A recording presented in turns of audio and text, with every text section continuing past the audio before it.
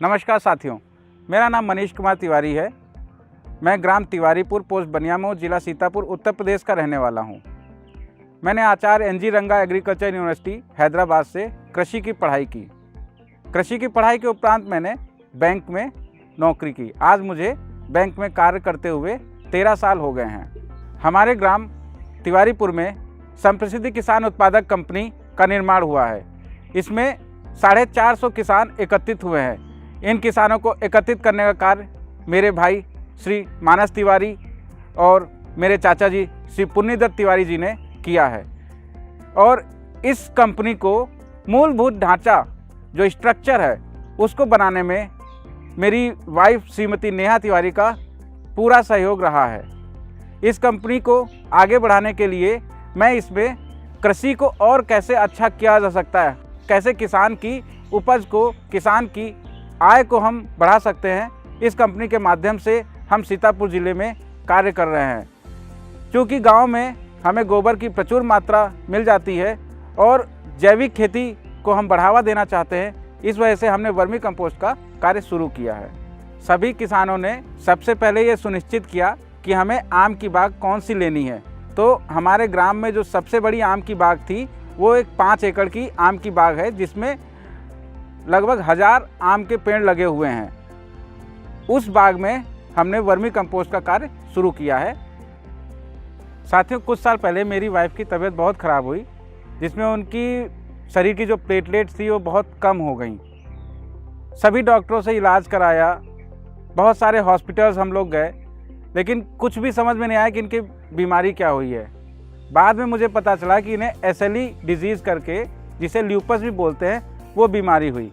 मैंने गहन शोध किया और चूँकि मैं कृषि का छात्र रहा हूँ तो मैं कृषि का डेवलपमेंट और कृषि के बारे में पढ़ाई करता रहता था।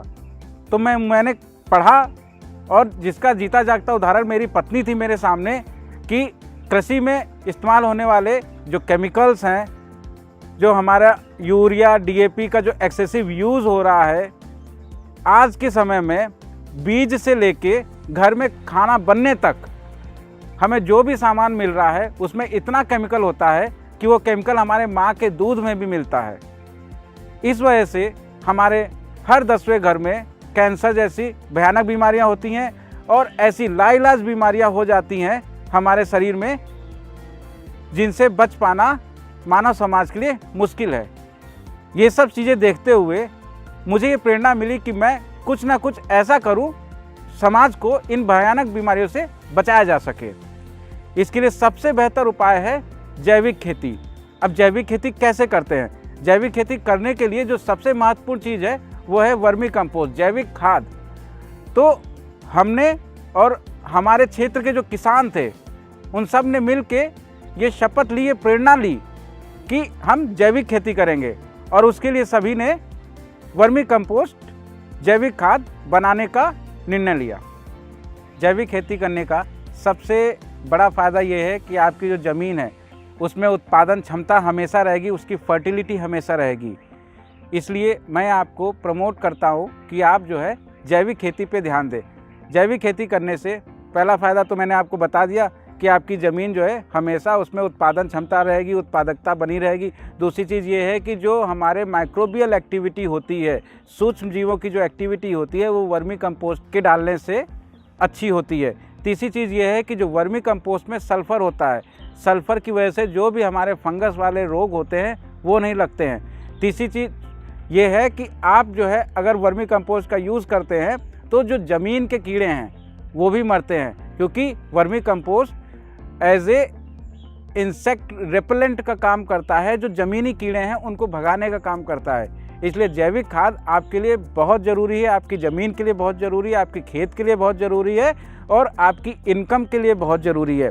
और सबसे बड़ी चीज़ ये कि जो वर्मी कंपोस्ट में जो आप खेत में डालोगे उससे जो केचुए होते हैं, वो केचुए आपकी ज़मीन की उत्पादकता को दिन प्रतिदिन बढ़ाते रहते हैं। और इन केमिकल्स को डालने की वजह से ये जो माइक्रोबियल एक्टिविटी होती है, जो सूक्ष्म जीव होते हैं हमारी ज़मीन में, वो मर जाते हैं, हमारे केचुए मर जाते हैं, जिनकी वजह से आपकी फसल को आगे चल के नुकसान होगा, आपकी ज़मीन को नुकसान होगा। और सबसे महत्वपूर्ण बात मेरे किसान भाइयों, कि जो बीमारियां फैल रही हैं हमारे समाज में, ये जो अनाज आप लोग उगा रहे हो, ये अनाज आप भी खाते हो और पूरा समाज भी खाता है। तो अगर आप चाहते हो कि आपके परिवार में या आपके समाज में इन्हें ये बीमारियां ना फैलें, तो आपको वर्मी कंपोस्ट जैविक खाद का उत्पादन करना होगा। आपको वर्मी कंपोस्ट अपने खेत में डालना होगा। वर्मी कंपोस्ट डालने पे आपकी कृषि का उत्पादन तो बढ़ेगा, जो आपकी फसल होगी उसकी आपको बाज़ार में उचित दाम मिलेंगे।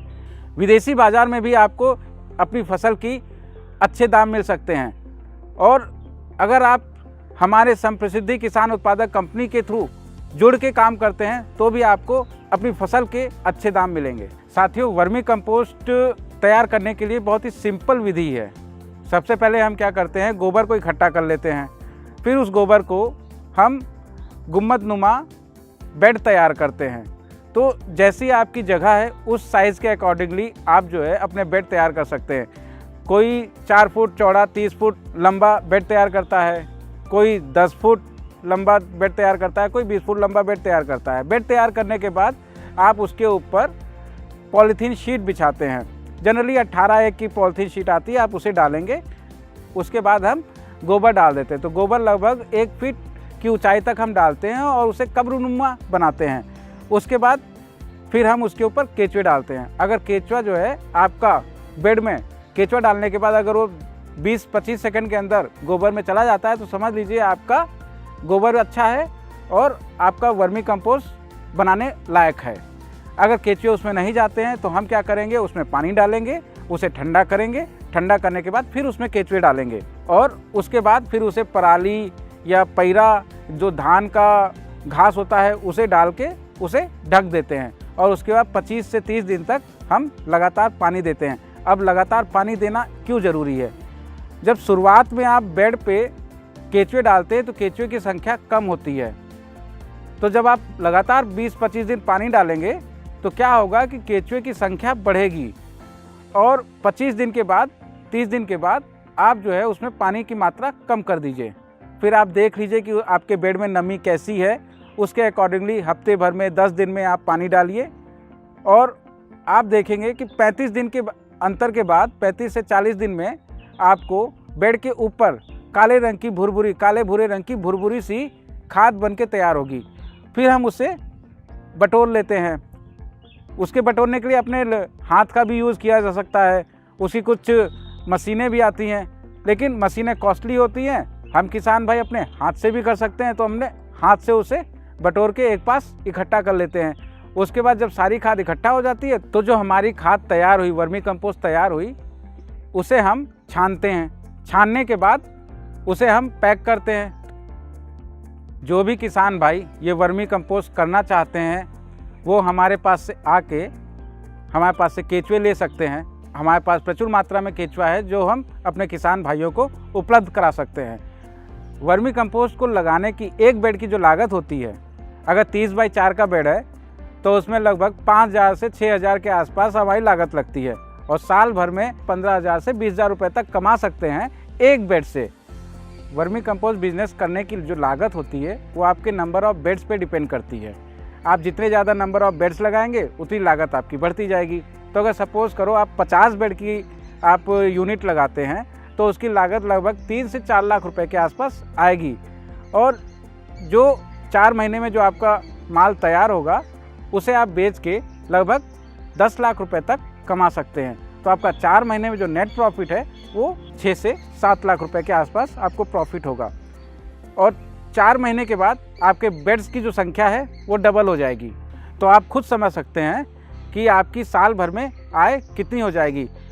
साइकिल 4 महीने की है, मतलब 4 महीने बाद आपकी इनकम डबल और उसके 4 महीने बाद आपकी इनकम डबल। तो आपको कुछ नहीं करना है, बस वर्मी कंपोस्ट तैयार करना है और उसे बेचना है और इनकम अपनी बढ़ानी है। 1 एकड़ ज़मीन का भी इस्तेमाल किया जा सकता है, आधे एकड़ का भी, और अगर आपके पास ज़मीन नहीं है तो घर की छत का भी आप इस्तेमाल कर सकते हैं।